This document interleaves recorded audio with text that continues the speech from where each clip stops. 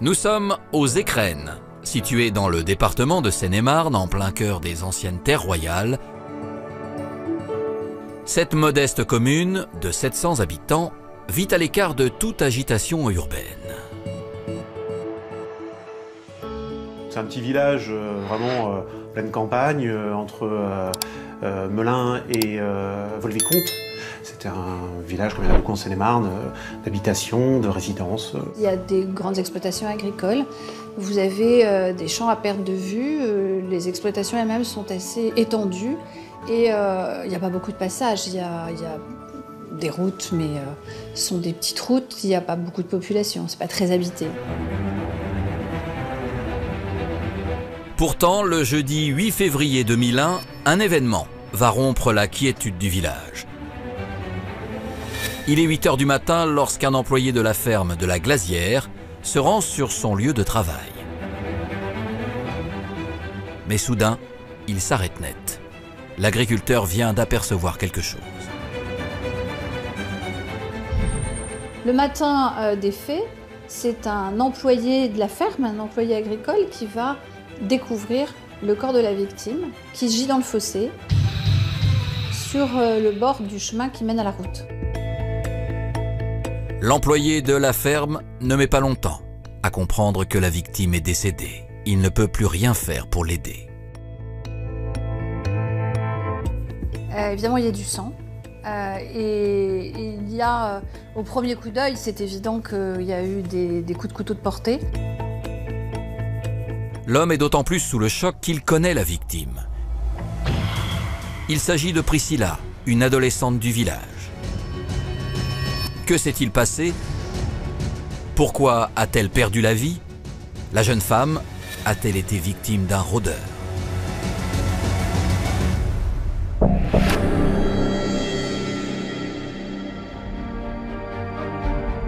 Il est 8 h 15 lorsque les secours ainsi que la gendarmerie du Châtelet-en-Brie sont dépêchés sur place.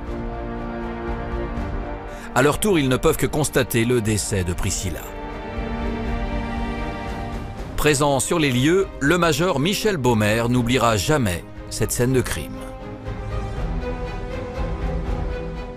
Quand on voit une enfant adolescente allongée comme ça, c'est sûr que c'est pas toujours facile, mais en tout état de cause, il faut réagir en conséquence.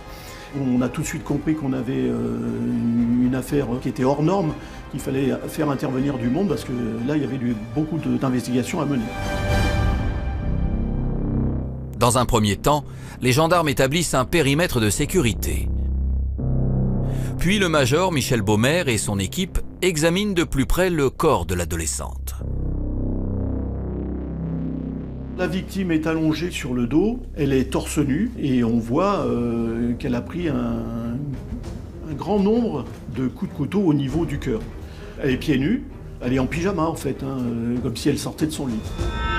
Des scènes de crime, on en a tous vu, à chaque fois c'est un crime différent, mais celui-là particulièrement sordide. Priscilla présente également des blessures au niveau des mains qui laissent supposer qu'elle s'est défendue. Mais face à qui? Et pourquoi?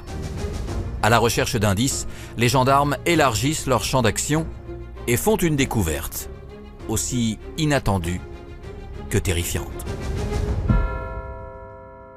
On retrouve à proximité du corps de la victime, un peu plus en retrait sur le chemin, un objet dont on ne sait pas très bien ce que c'est, qui n'est pas identifié dans l'instant. Et puis, en s'approchant, les gendarmes vont s'apercevoir qu'il s'agit d'un masque en latex, et qui représente une figure de diable. Immédiatement, le masque est placé sous scellé, en attendant d'être expertisé. En parallèle, l'agriculteur qui a découvert le corps indique aux gendarmes où se trouve la maison des parents de Priscilla. Ils vivent dans la ferme de la Glazière, à seulement 200 mètres de là. C'est vraiment la pleine nature. Il y a des champs à perte de vue. Il y a des voisins de l'autre côté, dans un autre bâtiment, mais ils sont quand même assez éloignés. Il n'y a rien autour surtout, absolument rien. Sur place, les gendarmes sonnent, puis frappent à la porte, mais il n'y a personne. la maison est vide. Alors c'est un de mes camarades qui s'est chargé de prévenir les occupants de cette maison. Hein. Ils étaient au travail et on leur a demandé de revenir très vite. Ils étaient anéantis. Hein. En attendant leur arrivée, les enquêteurs font le tour du domicile. J'ai été un des premiers à aller dans la cour de la ferme. En arrivant dans cette cour, je me suis aperçu qu'une maison, alors qu'on était en plein mois de février, il y avait une fenêtre entièrement ouverte. J'ai fait le tour de ce fameux bâtiment et j'ai constaté qu'un carreau de la fenêtre de gauche avait été brisé. Technique des cambrioleurs, hein, pour pas faire de bruit, on met du scotch et après on donne un coup de pied ou un coup de poing. Et j'ai aussi constaté des traces de pas au sol. Donc j'ai protégé tous ces indices. Au même moment, la mère de Priscilla arrive à la ferme. Alors qu'elle est prise en charge par l'équipe de secouristes et de psychologues, les gendarmes inspectent l'intérieur de la maison. Ils vont également s'apercevoir que l'électricité a été coupée. Dans un premier temps, on peut évidemment penser qu'il peut s'agir d'un cambriolage qui aurait mal tourné. Seulement, c'est bizarre, rien n'a été fouillé, rien n'a été dérobé, il ne manque rien visiblement. Et en tout cas, rien n'a été dérangé. Là, l'hypothèse, on n'en a aucune. On ne ferme aucune porte. On ne peut pas, dans ce genre d'affaires, on ne peut pas fermer de porte. Que s'est-il vraiment passé dans cette maison? Dans quelles circonstances l'adolescente a-t-elle été tuée? Et que va révéler la suite de l'enquête?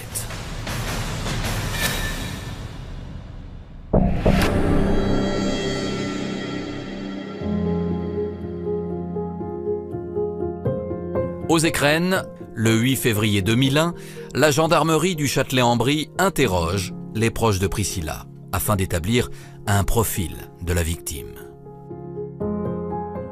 Priscilla, la victime, est une jeune fille sans histoire de 14 ans. Elle est en classe de 4e au collège de Châtelet-en-Brie. Elle est la dernière d'une fratrie de 4 enfants. Elle a 2 frères et une sœur. Et elle est la dernière à vivre dans la ferme avec ses parents. Elle est bien considérée partout. Elle fait l'unanimité, que ce soit auprès de ses amis, que ce soit auprès de ses proches ou auprès de ses professeurs. Rien dans la vie de cette jeune fille ne laissait présager un tel drame. Le niveau d'horreur augmente encore davantage lorsque le médecin légiste rend ses conclusions. Priscilla a été frappée par plus de 60 coups de couteau. Qui pouvait lui en vouloir à ce point?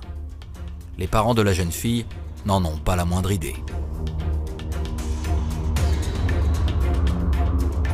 Ils étaient totalement sous le choc. Enfin, je veux dire, ils avaient du mal à parler. Enfin, on voyait bien le traumatisme qu'il y avait eu en apprenant l'information et l'histoire.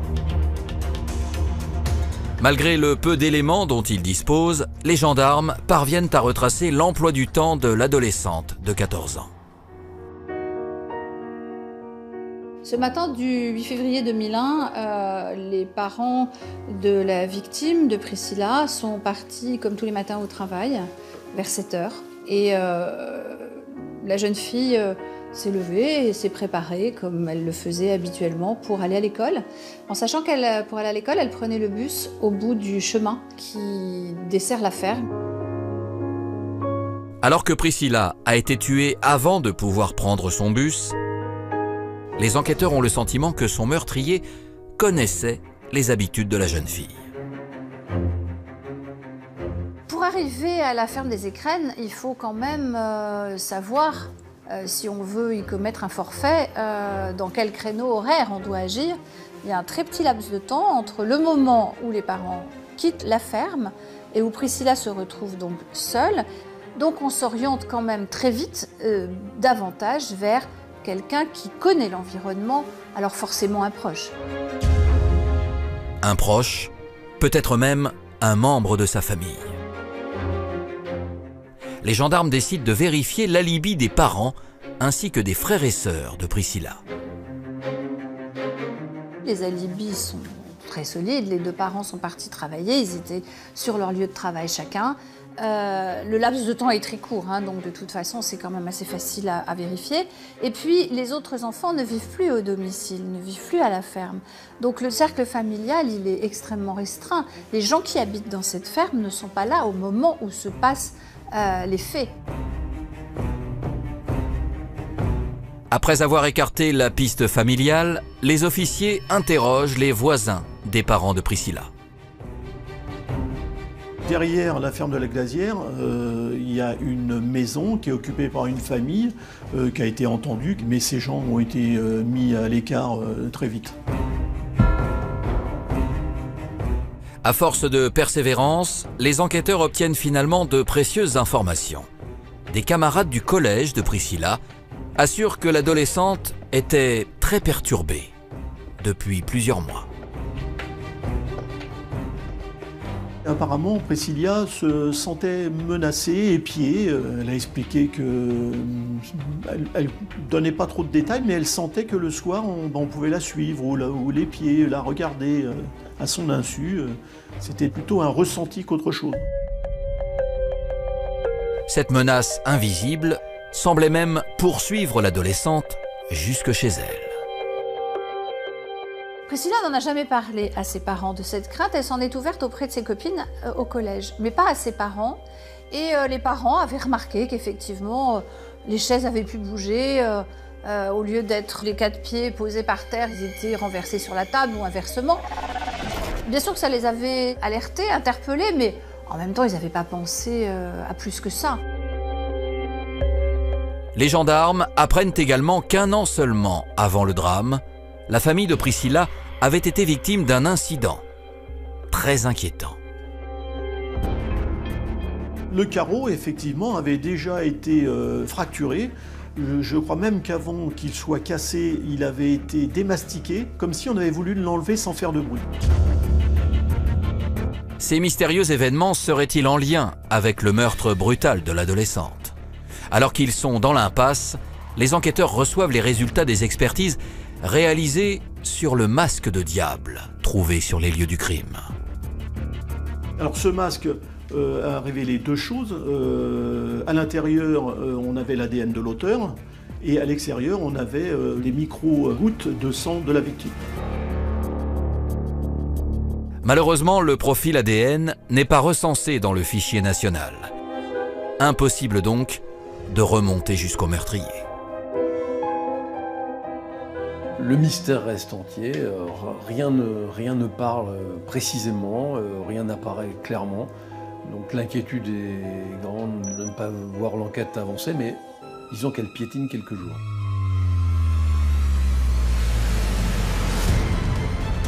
Les enquêteurs parviendront-ils à identifier le bourreau de Priscilla? S'agit-il d'un simple rôdeur ou d'un proche de cette adolescente?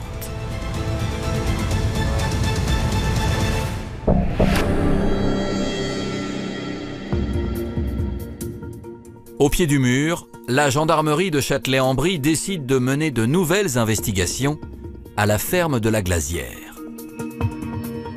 Pour ce faire, elle demande aux parents de Priscilla de quitter leur domicile, sur le champ. Il n'est pas question de rester là, il faut préserver cette scène de crime, on peut peut-être encore trouver d'autres indices, il peut y avoir des choses qui bougent. Les parents frappent aux portes des amis et très vite, l'un de leurs proches qui habite aux Écrennes leur propose de venir chez eux passer les premières nuits. Par précaution, les gendarmes s'assurent de la fiabilité de ces hôtes. Très vite, ils réalisent que les 2 familles sont proches et qu'elles se fréquentent depuis plus de 5 ans. Avant d'habiter dans la ferme, les familles de Priscilla vivaient dans un logement et ils étaient voisins avec ses amis. Les enfants de ce couple sont des enfants en bas âge. Priscilla d'ailleurs va garder la petite, la dernière, à quelques occasions. Ça crée des liens, tout ça bien sûr, et ça unit 2 familles. Mais le 10 février 2001, 2 jours seulement après avoir emménagé chez leur ami, la mère de Priscilla contacte la gendarmerie. Elle les alerte quant au comportement de Didier, le père de famille qui les accueille. Il va avoir une drôle d'attitude. C'est-à-dire qu'alors que personne ne lui demande rien, que personne ne le sollicite ou ne l'accuse de quoi que ce soit, voilà qu'il va se mettre à se justifier à tout propos. C'est pas une attitude très normale. Suite à cet appel, le major Michel Baumer est averti à son tour par l'un de ses collègues.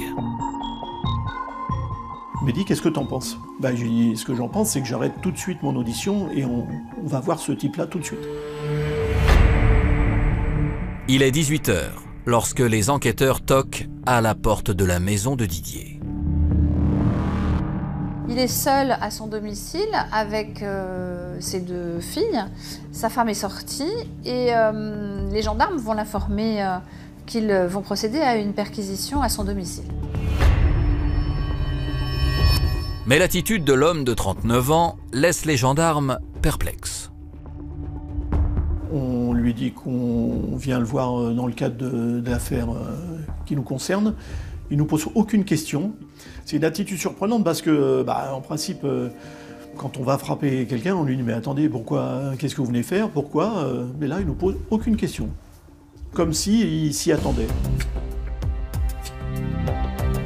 La perquisition démarre et les enquêteurs savent exactement ce qu'ils viennent chercher. Il ne s'agit pas de retourner la maison et de fouiller de fond en comble. L'idée très précise repose sur un des rares éléments dont ils disposent, c'est-à-dire la trace de chaussures, la trace qu'ils ont trouvée sur la scène de crime. Immédiatement, les gendarmes se dirigent vers le garage où sont rangées les chaussures de Didier. Et après examen, une semelle attire leur attention. On distingue encore la trace qui est identique à celle qu'on a trouvée sur la scène de crime. On constate également que le dessous de ces chaussures ont été meulés avec une disqueuse. Ça se voit très nettement. Et du coup, on va se mettre à rechercher également, voir s'il n'y a pas un outil qui peut correspondre. Et on va finir par trouver une disqueuse qui était aussi dans le garage. En observant l'outil de plus près, les enquêteurs remarquent des particules de gomme d'une couleur identique à celle de la semelle suspecte.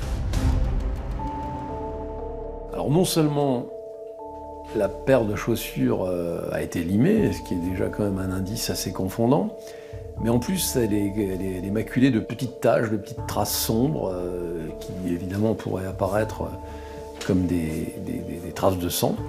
Donc évidemment, ils vont placer sous scellé cette paire de chaussures.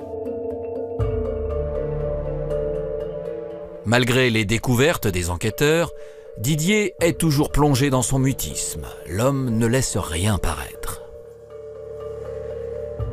Ah mais il ne parle pas. Je vais dire qu'il subit la perquisition, il nous suit, il ne pose aucune question, il ne nous explique pas, il n'y a rien, il ne parle pas. Les heures passent et les gendarmes sont toujours à la recherche de nouveaux indices. C'est alors qu'ils mettent la main sur un objet, pour le moins surprenant. Ils vont retrouver également un masque en latex. C'est pas un diable cette fois, c'est une autre forme, mais c'est le même type de masque. Mais les enquêteurs ne sont pas au bout de leur surprise. Les gendarmes découvrent aussi une boîte de gants en latex dans laquelle il manque une paire de gants et ils découvrent aussi que ces gants, l'extrémité des doigts de ces gants est constituée de petits ergots, de petits picots qui correspondent parfaitement aux traces de petits ergots qu'ils ont retrouvés sur les adhésifs qui retenaient le carreau qui a été brisé. Cette dernière découverte finit de convaincre les gendarmes qu'ils détiennent un suspect très sérieux. À 22h30, après 4h30 de perquisition, il est temps d'emmener l'individu à la gendarmerie pour là réellement commencer un interrogatoire. Comment va se dérouler la garde à vue de l'ami de la famille? Sortira-t-il de son silence? Et surtout, est-il impliqué dans le meurtre de Priscilla?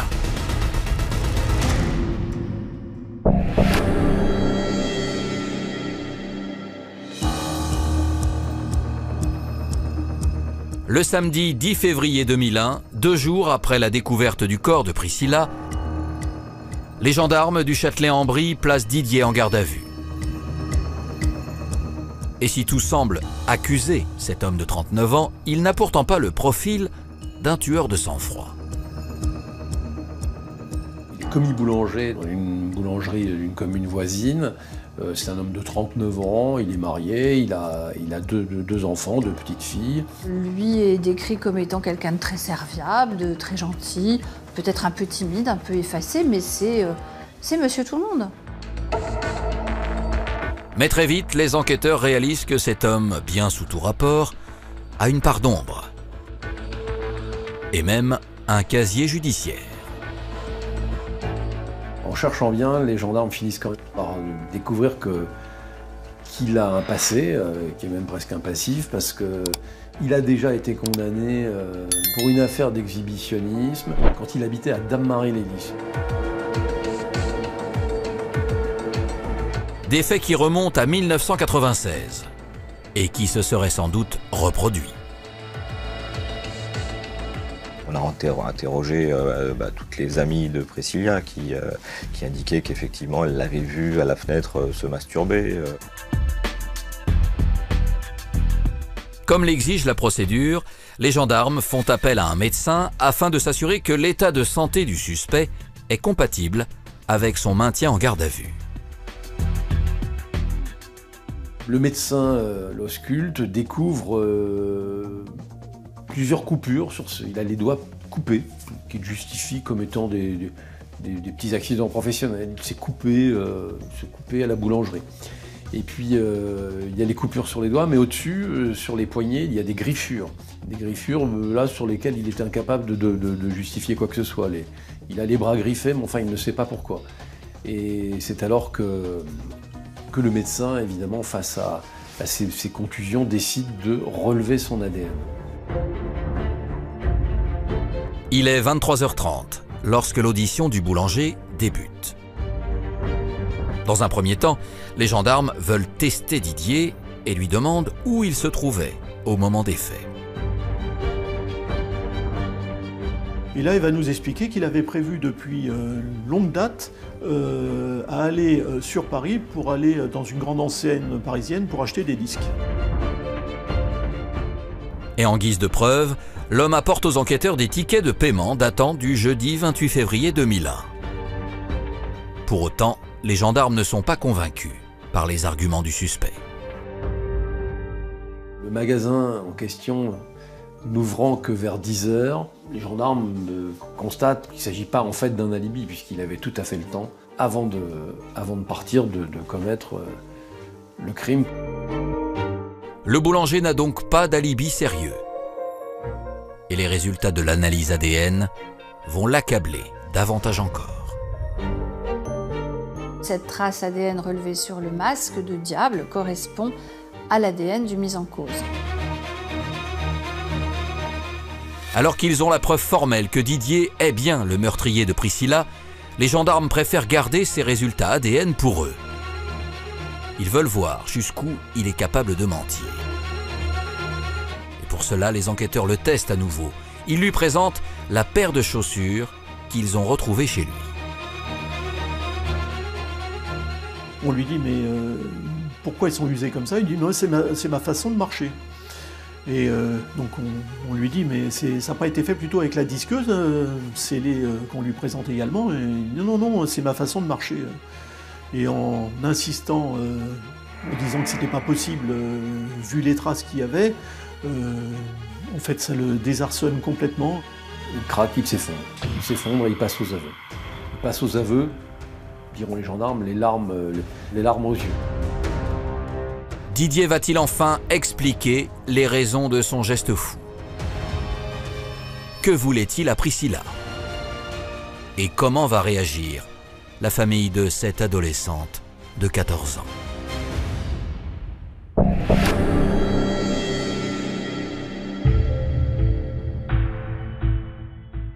Aux écrennes, suite aux aveux de Didier, les gendarmes avertissent sans plus attendre les parents de la victime. Pour eux, qui sont amis et anciens voisins du boulanger, cette annonce est vécue comme une trahison. Ils se sont vraiment sentis complètement trahis et puis il y avait certainement une rage vis-à-vis de celui qui leur avait ôté la plus jeune de leurs filles. Dès lors, les gendarmes du Châtelet-en-Brie n'ont qu'une seule chose en tête, connaître précisément le déroulé des faits. Pour y voir clair, ils interrogent à nouveau Didier.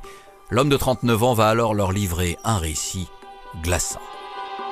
L'assassin s'était posté très tôt le matin, dès 6h30, dans un hangar voisin de la ferme pour observer les allées-venues.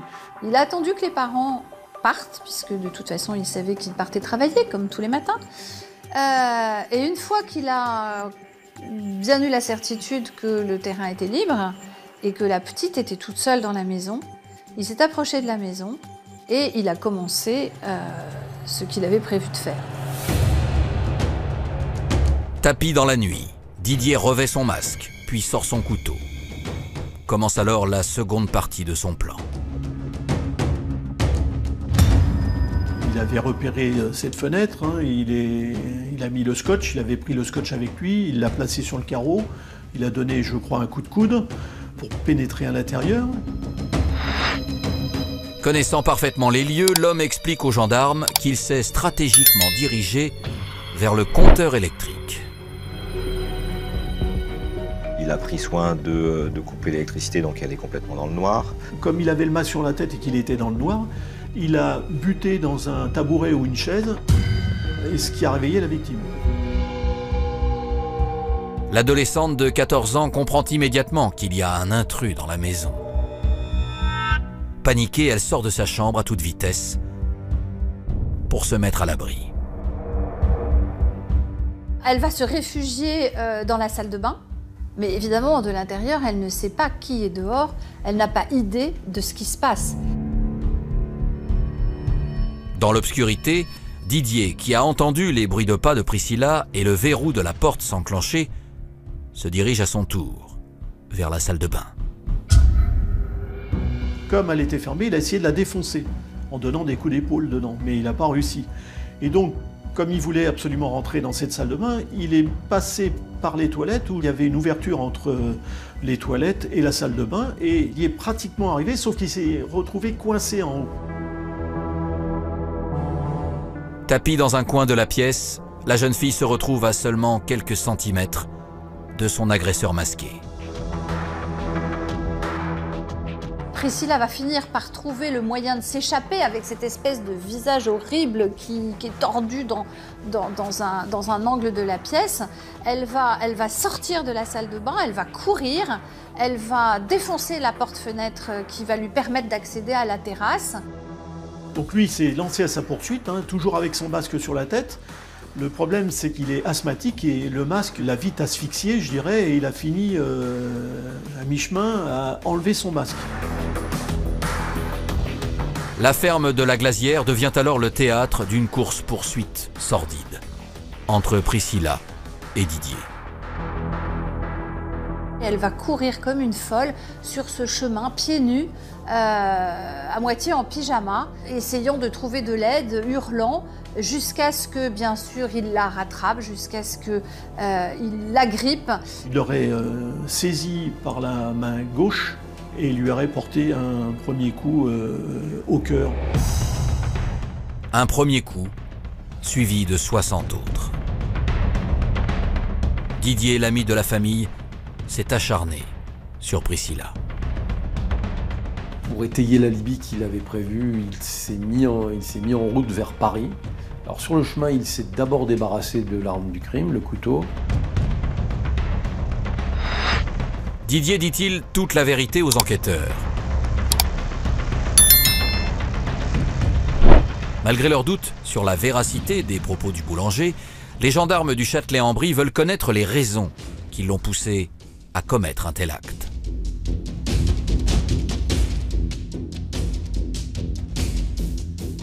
Il avait imaginé qu'il pourrait la surprendre, qu'il pourrait lui faire peur, que pour ça il fallait un masque parce qu'il ne fallait pas qu'elle le reconnaisse, qu'elle aurait tellement peur qu'elle s'évanouirait et qu'il enlèverait son masque comme un prince charmant et que là, il apparaîtrait comme le sauveur, qu'il la prendrait dans ses bras, qu'il l'embrasserait, qu'elle se réveillerait et qu'elle trouverait le réconfort auprès de lui. Voilà ce qu'il avait envisagé. Alors que les explications de Didier laissent les gendarmes perplexes, ils découvrent qu'un événement a peut-être précipité le drame. Il ne supporte pas le fait que les parents de Priscilla aient décidé de déménager pour s'installer pas très loin, hein, s'installer à 3 km. Mais que la distance est pour lui comme une rupture. Il est en proie à un sentiment d'abandon. Malgré l'éloignement, l'obsession de Didier pour l'adolescente prend de plus en plus d'importance dans son esprit. Le boulanger explique aux enquêteurs qu'1 an avant les faits, pour les 13 ans de Priscilla, il s'était livré à cœur ouvert. Il arrive avec un gâteau, et un gâteau qu'il a confectionné sans doute avec amour, puisqu'il l'a représenté sous forme de cœur. Et pour lui, c'est une sorte de témoignage, un aveu. Problème pour Didier, évidemment l'adolescente n'accorde pas à son présent l'importance qu'il espérait. En réalité, il était tellement en attente de signes qui puissent corroborer finalement son fantasme que s'il n'y avait pas eu cette histoire de gâteau, il y aurait eu autre chose, parce que finalement il était en attente d'une réciprocité de cette jeune fille, et cette réciprocité n'était pas là, parce qu'elle n'était même pas elle-même au courant de ses sentiments. Et là, cet événement apparemment l'a rendu foudrage. En tout cas, il en a conçu une sorte de dépit, de vrai dépit, d'amoureux éconduit. Comment va se dérouler le procès? Quelle attitude adoptera Didier? Et la préméditation sera-t-elle démontrée?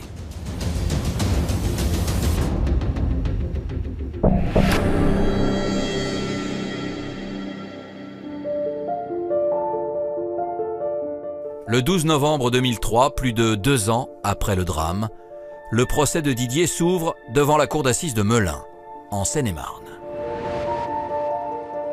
La salle était pleine de monde, autant des habitants des Écrennes et des proches de la famille de la victime que des curieux qui venaient voir cette affaire assez sensationnelle.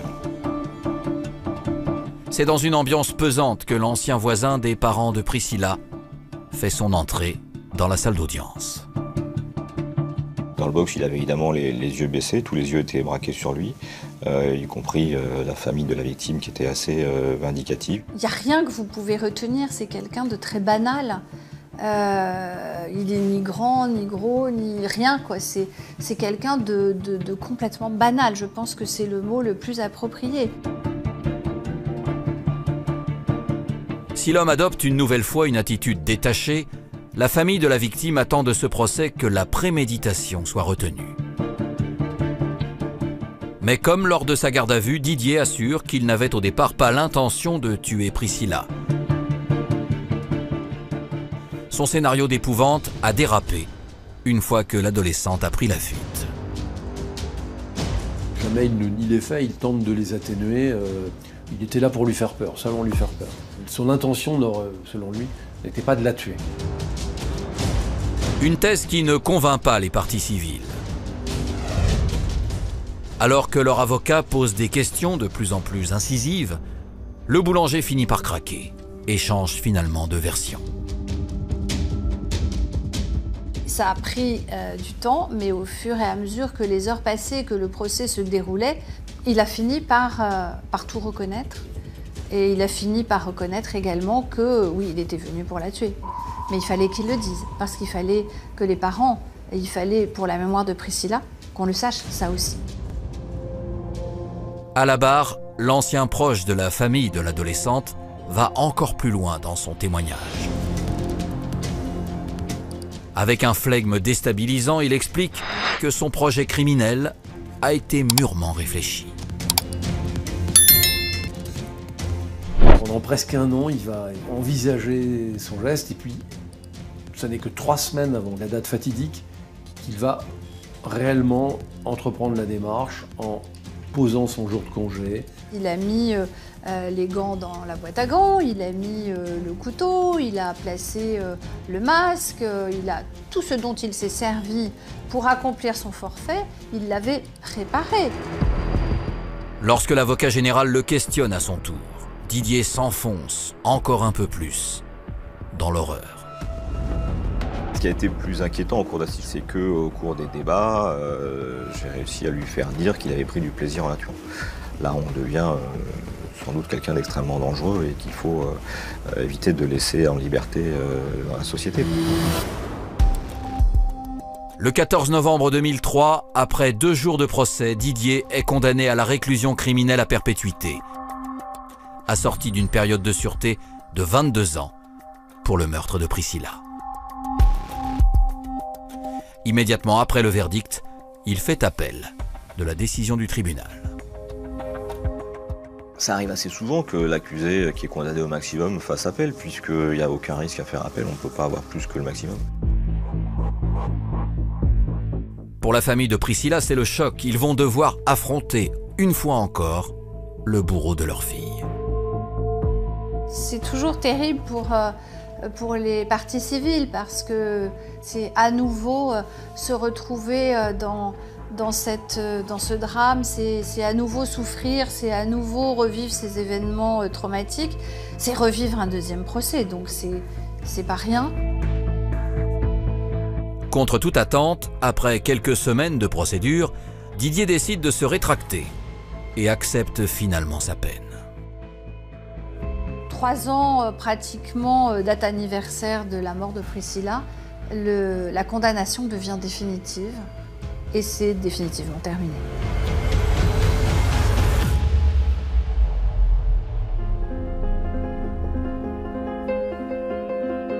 « 17 ans après le meurtre de Priscilla, l'émotion est encore palpable dans le petit village des Écrennes. Alors que cette adolescente avait toute la vie devant elle, personne n'arrive à accepter le sort qui lui a été réservé. Aujourd'hui, quand je repense à l'affaire, forcément, quand on voit l'âge de la victime, on ne peut que se mettre à la place de la victime et se demander ce qu'elle serait aujourd'hui, forcément, obligatoirement. Aujourd'hui, elle aurait 32 ans. Hein. C'est vrai qu'on peut imaginer que ça serait une femme, une jeune maman avec des enfants. Et voilà, la vie, malheureusement, une vie qui a été décimée.